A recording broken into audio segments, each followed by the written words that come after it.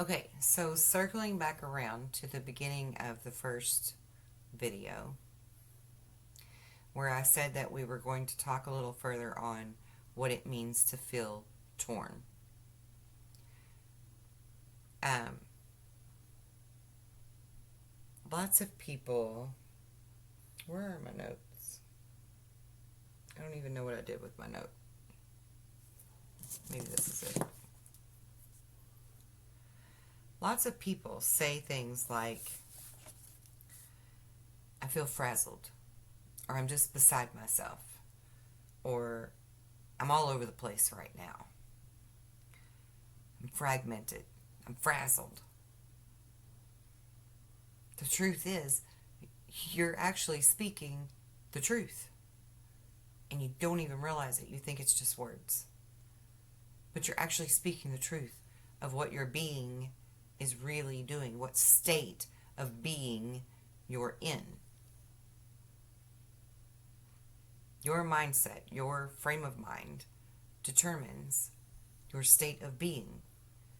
If you're speaking from scientific terms and you understand that the atoms are energetic and they're moving, and this is what creates solids, gases, liquids.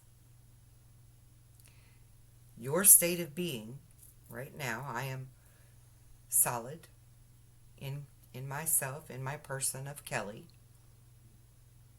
But if I was all over the place, you would see it in this video. You would see it.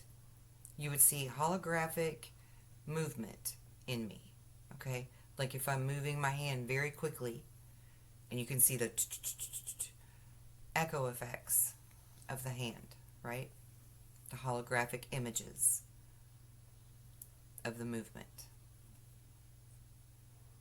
I know this for a fact because I actually had a client who truly was not centered, was not grounded, would describe themselves as all over the place, fragmented, frazzled, beside themselves.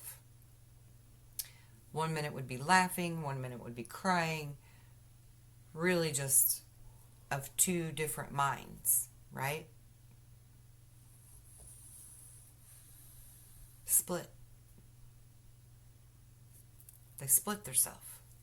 And that's why I was seeing in the video, we were in a Zoom room, I was recording, but in real time I could see the movement as this person moved of the fragmentation.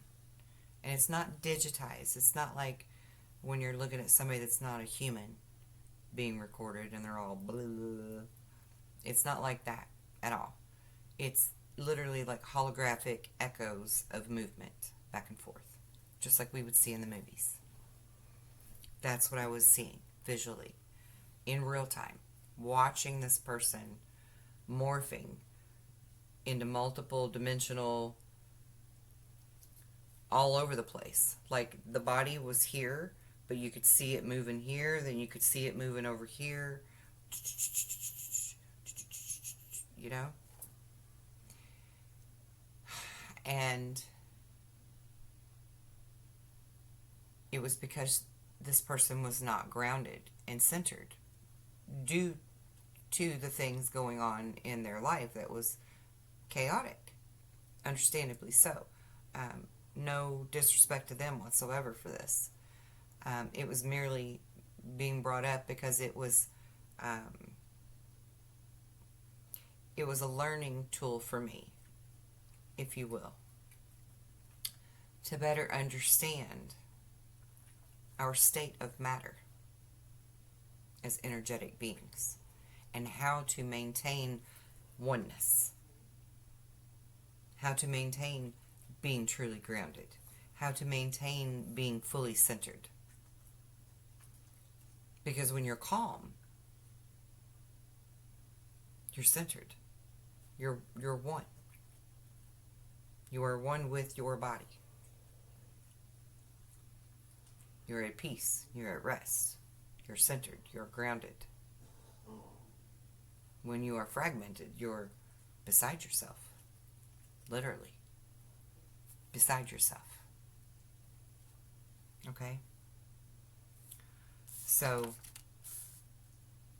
and I encourage any of you who, in your moment of feeling fragmented and beside yourself, turn your phone video camera on or have someone else videotape you and see if you can't see it or if they can't see it. I encourage you to try it. Test it. Scientific principles. I encourage them. So, when your heart rate goes up, when your blood pressure goes up, when your mind becomes confused, your atoms begin to vibrate on a different, higher vibration that's chaotic. And this is what creates the erratic movement of your being, of your state of being, which is essentially you shape-shifting in and out of this reality that is your physical form. It's like astral projecting all over the place, right? It's chaos. It's erratic. So you have to bring that back in. You have to rein it in, right? You have to calm yourself down. And that starts with the breath. Listening to the breath, controlling the breath, controls the heart rate, controls the blood pressure, controls how defragmented you can then begin to be and bring yourself back into oneness within the body. For a good visual on this, anyone who has ever seen the sound vibration experiments with like sand and water and different things, the water molecule is a perfect example of this, because when they express the chaotic vibrations to the water molecule, it actually becomes to be so chaotically, energetically moving there that it divides upon itself, divides itself up. So it's essentially doing the same thing. It's like popcorn popping, right? It's like breaking itself off into all these other little fragments. It is fragmenting. This one water molecule is now multiplied. You're doing the same thing with your soul. When you are feeling frazzled, when you are feeling confused, when you are feeling out of sorts and beside yourself, right? Or you feel like your energy's all over the place. And this is also a good way to understand as well how quantum entanglement works and the state of locality. Because you can be in two places at once. You can literally be in 9 dimensions of life at once, right? There could be 9 of you all at once, living, expressing, experiencing. You could astral project, you could remote view, you could have a psychic vision. You're still this person, but your essence has went this direction or that direction to pick up information and bring it back.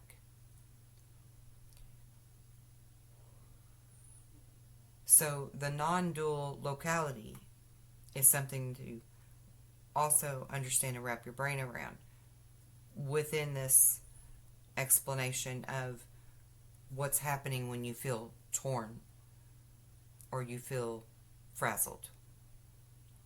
Because in the same sense, like I as a mother can sense my child in danger or harmed or hurt, who could be a state away. It's a non-locality quantum entanglement.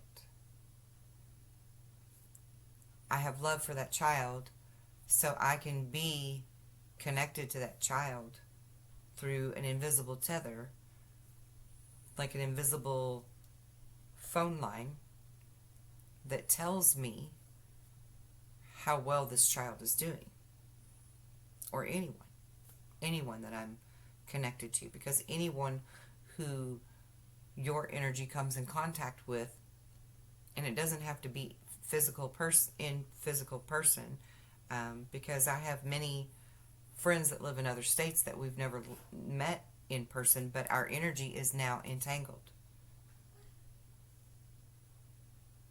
We've connected, you see. And so they are connected to me and I am connected to them. And if they tap into that, or I tap into that, we can sense that the other one needs us. And often I become friends with my clients even. And just out of the blue, I will feel like I need to reach out to them and say something specific. And they'll say back to me, "Oh my God, how did you know that I needed to hear that right now?" And I knew because I trust this and I understand how it works. And we can be that person for each other in those times of need if we understand the science behind it. And I think that's really what it is for a lot of people. They just can't wrap their mind around it to make it feel real and tangible unless there's some kind of scientific explanation, which is perfectly fine with me because, I'm from the show me state too. Not really. I didn't come from Missouri, but I'm in that bandwagon, right? The show me state. I need some kind of proof. I don't take people's word for things so much, I need to see it. I'm visual in my learning. So I need to see it to believe it in some sense. And so applying those scientific principles, applying those scientific methods, and knowing that there is science out there that you can look at to better understand quantum entanglement and spooky matter and whatever else you want to call it, the more you can comprehend about those areas of this aspect of what I'm speaking on, the easier it's going to be for you to learn how to use it. Now, I can teach you how to use it. But again, each one of you are going to learn it a different way, tweaked out just to your specific needs in the ability to learn. So I need to connect with you personally, speak to you personally in some manner to learn your energy, to learn your learning curve in order to know how to help you really grasp this in a tangible, effective way, which I can do. I have no doubt in my ability to help you, though you may have doubt in mine. I have none. But I can assure you that I have a multitude of clients over the last 4 years that I've been actively doing this as a business, being in the public eye, that this is this is the only way that I think this should be done. I don't think we should be writing a textbook on it. I don't think that there's, 1, 2, 3, 4, 5 steps you need to take specifically that works for everybody. It's not a one shoe fits all. It's the odds of probability on how many different ways, I wouldn't even know the number, because there's 8 billion people on the planet. So I reckon there's 8 billion different ways. for this to be learned. Because we're all just at least slightly different from one another in the way that we would learn. I could say I'm a visual learner and you're a visual learner. But the type of visuals that we would need, that stimulus may not be the same. And maybe I need some auditory with my visual, and you can't have the auditory part, right? It's just how our receptors accept the stimulation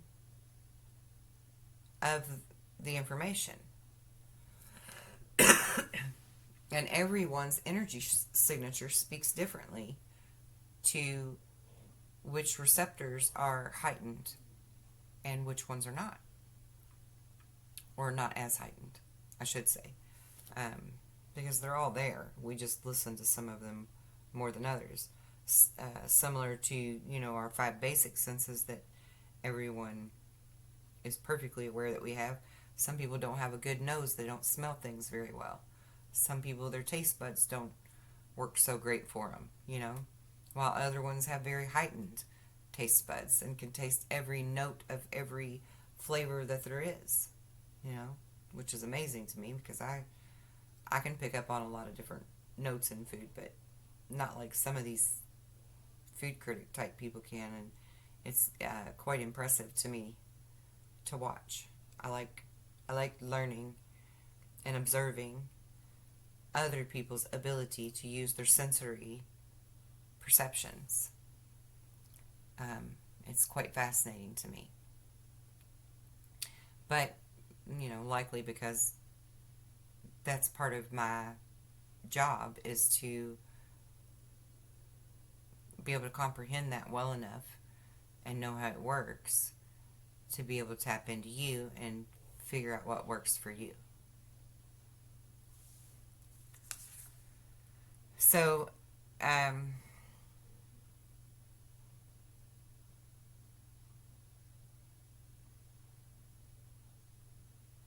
want to help you to learn how to calm yourself, how to defragment, how to use your firewall, how to use your virus protection, how to access downloads that you already have, how to open up pathways to more downloads. I want for all of us to have that access. I have hiccups, sorry. To have that access to those abilities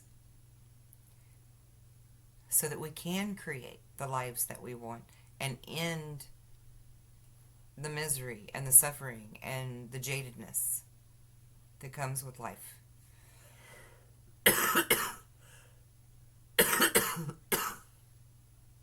Excuse me. And it is obtainable. It is possible. As I said in the first video, I'm a living example of that. I've been a living example of that my entire life. I've just gotten way better at it than I used to be. Again, learning curves, right? We all improve the way that we can learn as we go as well. Mainly from getting out of our own way and learning to remove limitations, learning to recognize limitations in order to remove them. But we all have those abilities within us, and I can help you learn how to use your key. I can help you if you want that help. And that's where I'm going to leave this.